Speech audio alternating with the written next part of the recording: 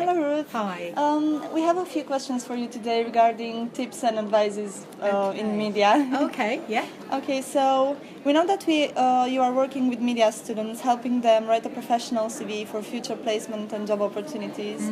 Does it happen rather frequently that they are unsure about what media field they want to work in? Yeah, I think that's really quite common, and I think there's quite a lot of pressure on nowadays, particularly at university, to feel that you're making a decision, and above all that you're making the right decision. Whereas I think actually it's not really the case, and so I would say that most people I meet, because we're working in the arts humanities sector, we're in that faculty. There's so much you can do with your degree, exactly. and I have that background myself. I have an arts degree, so I know that it can be quite confusing, and you can feel quite unsure and a little bit lacking in confidence at this stage, thinking that you should have some answers and you don't have any. So that's not unusual. Okay. Do you think that this should be such a major concern for undergraduate, or do they still have enough time to make their decision?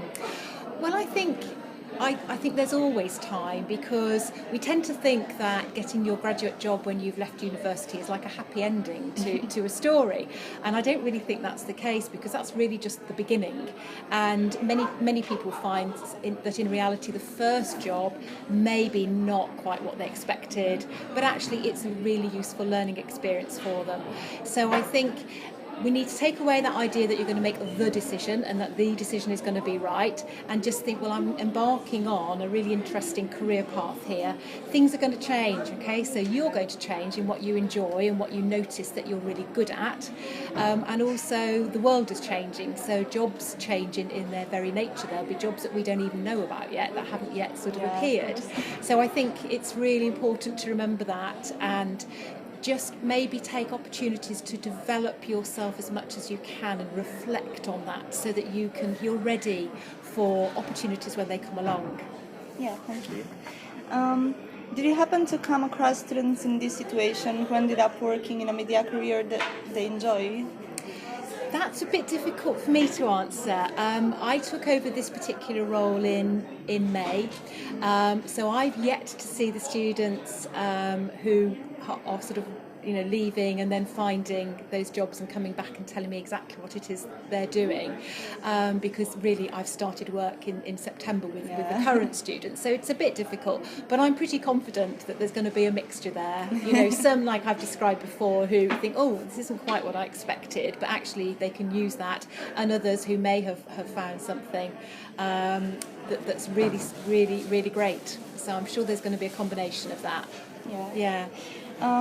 Do you have any tips and advices for the students who are still struggling to figure it out? Yes, I think the main thing is not to sit and wait for inspiration. I sometimes get the impression that people are hoping that some wonderful idea will come to them about what they're going to do, and that's never going to happen.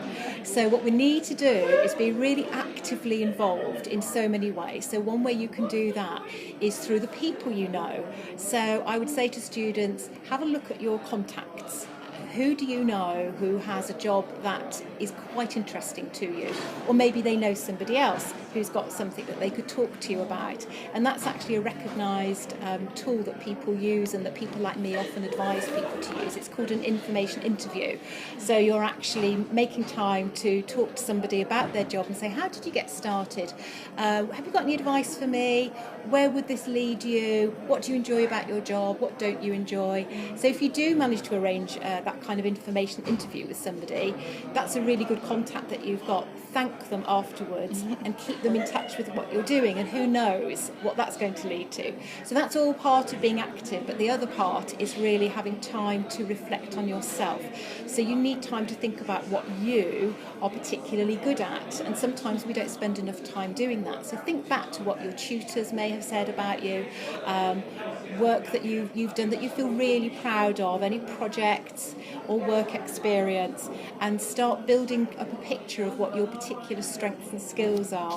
And obviously if you come and see a careers consultant, we've got lots of resources that are going to help you with that type of process, where we can really sort of dig deep and find out what it is that's special about everybody, because everybody's got their unique characteristics, and we need to find out what those are, and take away that pressure really. So if you can start with that, it's being involved. And of course, one of the most important things to do is work experience. So any opportunity that people can get to do a placement or something quite short in the holidays, or even, as I said, just meeting somebody, some kind of volunteering, then all the time you're building your CV, but you're also learning about yourself and feeling more confident.